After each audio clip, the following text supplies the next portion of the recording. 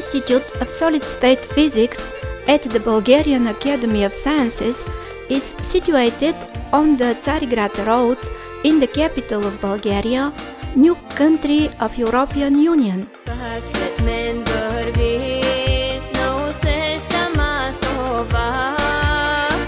Georgi Nadjakov, as a full member of Bulgarian Academy of Sciences, created first Institute of Physics out of the university in Bulgaria.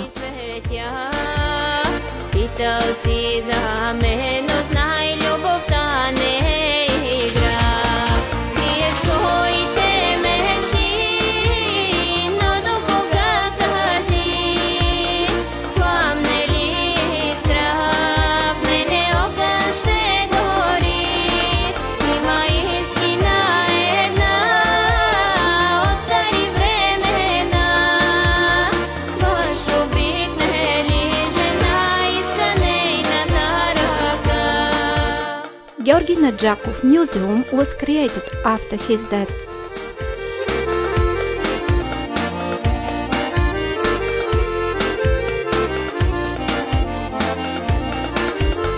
Exhibition of Georgi Nadjakov is opened to the public in his laboratory today.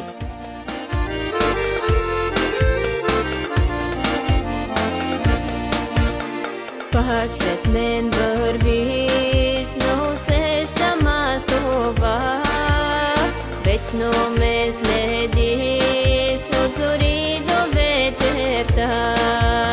Няма смелостта да ме спреш за миг дори. Малко иска любовта, само две думи промълви. Криеш твоите мечти, но до кога кажи? Пламне ли искра?